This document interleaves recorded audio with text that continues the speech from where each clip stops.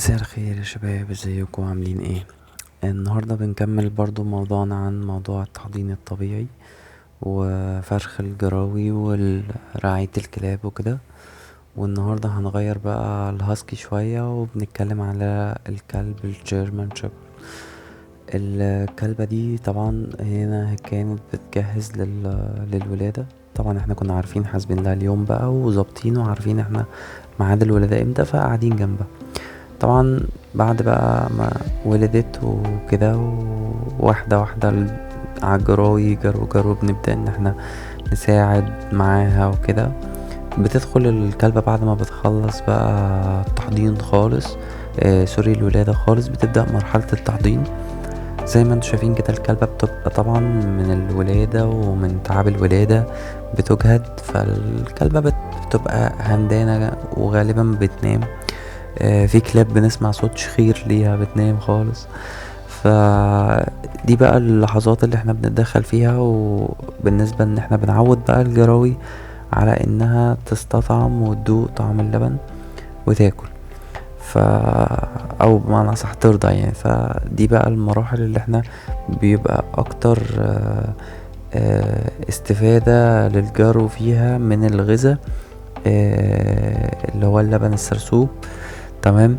فاحنا بقى بنحاول ان احنا نشبع الجرو كويس جدا. بنبدأ ان احنا برضو ندي للنتاية حاجات بتحفز على زيادة هرمون التستوستيرون طبعا، عشان زيادة اللبن واضراره كده. طبعا احنا لو احنا بنشتغل مع النتاية من الاول، الطلق بتاعها ضعيف او كده، فاحنا بندي حقن طلق اللي هو سنتسينون. ده امبولات بشري طبعا بنديها برضو بحذر. يعني المفروض ان احنا بعد علامات الولادة كلها بنبدأ ان احنا ندي امبول بعد اول جرو ما ينزل. شرط اساسي ان هو يكون بعد اول جرو، عشان احنا ما نقدرش ندي الكلبة امبول او حقنة زي دي حمي الطلق. ممكن لا قدر الله يكون الرحم اصلا مش فاتح، وانت بالنسبة لك العلامات مش واضحة بشكل او باخر، فساعتها بيحصل لا قدر الله انفجار للرحم. فاحنا بنتخطى خالص القصة دي، بنستنى الكلبة اوريدي لما تبدأ تنزل اول جرو، او حتى ان هي تنزل بداية الجرو او راس الجرو او كده. يعني بيبقى في بدايات ظاهرة كويس جدا ان احنا نبدأ ان احنا ندي طلق صناعي. طبعا طلق يعني احنا ممكن ندي نص امبول ما بين كل جرو والتاني لحين اخر جرو خالص. طبعا احنا بندي امبول بننتظر الجرو. طيب ما جاش جرو خلاص هي كده خلصت، يبقى اللي احنا اديناه طلق صناعي ده بيساعد على ان هي بتنزل كل اللي في الرحم. بنشتغل معاهم بقى كل جرو ما بينزل. طبعا في كلاب هي بتاكل المشيمة وبتبدأ ان هي تقطع الحبل السري للكلب وبتسيب جزء صغير منه. في ناس بتفضل طبعا ان هي تقطع هي الجزء بتاع الحبل السري ده وترمي هي المشيمة دي خالص، بحيث ان هي ما تبقاش تسبب للكلبة بكتيريا. وانا شخصيا يعني بفضل الطريقة دي. بفضل ان انا اقص وارمي المشيمة، ده بيبقى افضل. طبعا الغذاء اللي انت هتقدمه لها هيكون صحي اكتر من ان هي تاكل حاجة زي دي. نفس الموضوع برضو السرة بتاعة الكلب. انا قصيت، طب افرض انا قصيت غلط، ببدأ ان انا اجيب خيط رفيع، تمام، من الخيط اللي احنا بنخيط بيه العادي ده. ابدأ ان انا اعمل حلقة واربط على سرة الكلب ربطتين، ربطة وفوقيها بشوية ربطة تانية، وابدأ ان انا بالكحول ابدأ اعقم. طبعا احنا كده كده بنعقم بالكحول، يعني سواء هي اللي قصت الحبل السري او احنا اللي قصينا الحبل السري، فاحنا كده كده بنشتغل بالتطهير. ده بالنسبة للجرو نفسه يعني. ويفضل طبعا ان احنا بنرش الجرو كله كحول، وبنبدأ ان احنا نمسحه بوايبس، وبنرجع نمسحه بمناديل تاني، بحيث ان احنا لو في اي بكتيريا من المشيمة لان في كلاب كتير بتنقل العدوى البكتيرية عن طريق المشيمة. فاحنا نتخطى القصة بتاعت العدوى البكتيرية دي خالص، وبنبدأ ان احنا نطهر جرو جرو. برضو النتاية نفسها بتبدأ ان هي تاخد الخطوات بتاعتها، طبعا ان احنا نديها الحماية بالنسبة للجراوي، ان هي تتعادي مطرح الدم ومطرح التلوث اللي حصل ده. فطبعا بندي بنجيب مادة مطهرة زي مثلا ديتول او اي حاجة مطهرة ممكن نشتغل بيها، ممكن بتدين، اي whatever اي حاجة بقى. فاحنا بناخد المادة المطهرة دي، بنبدأ ان احنا نمسح بيها صدر الكلبة كله تماما. بعد كده بقماشة تكون جديدة او نضيفة، او فوطة مثلا انت مخصصها للقصة دي بنمسح بيها. وبعد كده بنعمل بالوايبس، بعد كده بالمناديل البيضة. معلش انت هتزهق من القصص بتاعت ان احنا نمسح كتير صدرها وكده، بس ده يعني انسب حل. لان معلش هو الكلبة كده كده بتصرف، والجراوي بتصرف، فانت مش عاوز تضيع مجهودك وتعبك، وبعدين الجرو اللي هيطلع يستاهل التعب ده منك. فاحنا بنريح نفسنا وبنعمل اللي علينا، وطبعا الرزق ده بتاع ربنا والاعمار بيد الله. بس احنا بناخد بالاسباب ان احنا ما نسيبش مجال لبكتيريا او عدوى او ايا كان. بس هنا بقى الجراوي ابتدت تشبع شويه، هما خدوا كفايتهم من اللبن، بدأوا يشبعوا. بتبص تلاحظ ان في جراوي بتنام وهي بترضع، او ان هي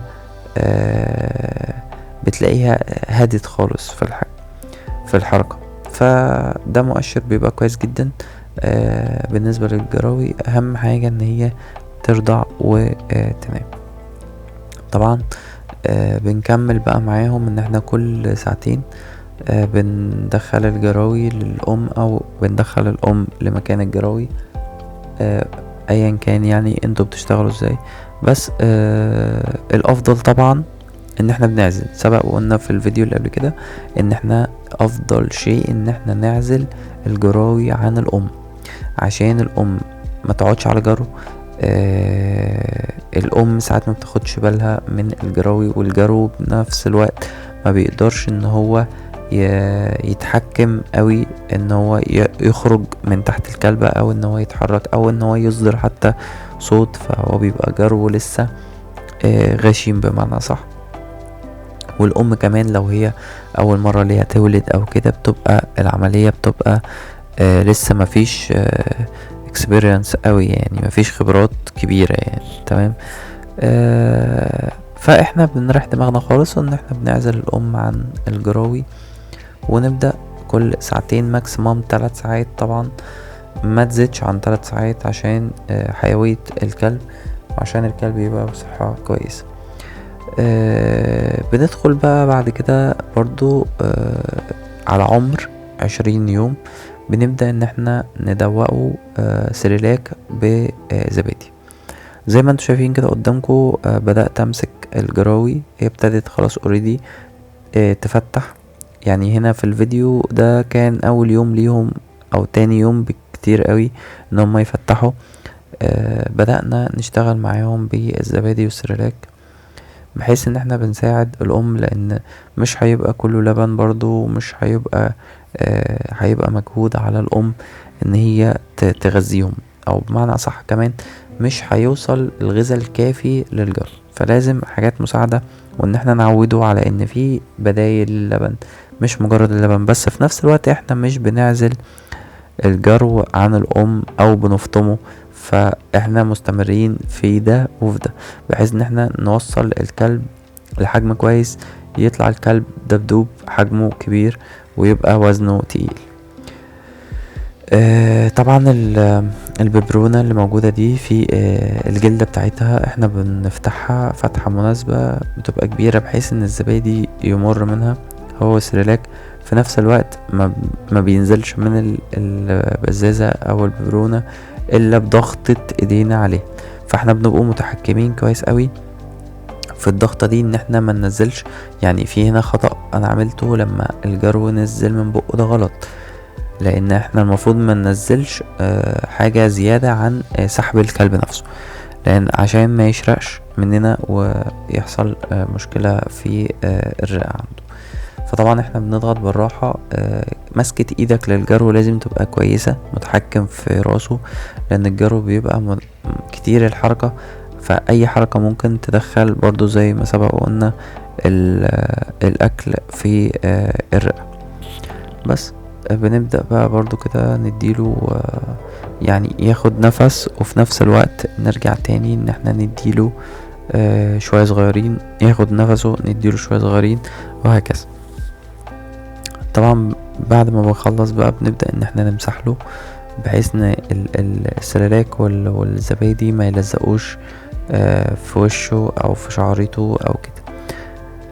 برضو نفس القصة، احنا بناخد يعني جرو، نبقى معلمينهم طبعا عارفينهم، وندخل على اللي بعده. في جراوي زي ما انتوا شايفين في الفيديو كده، الجرو ده هو خلاص اوريدي هو مستطعم، هو عارف هو بيعمل ايه، فهو اللي بيسحب، مش زي الجرو الاولاني مش عاوز يسحب بشكل كويس.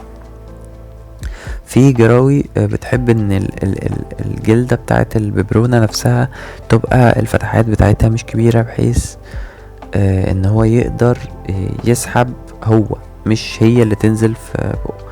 يعني بمعنى صح، في جراوي ما بتحبش اللبن كتير، بتحب هي اللي تسحب اللبن ده، واللبن ده هو ايه يبقى على قد سحبها، زي محاكاة كده لصدر الام.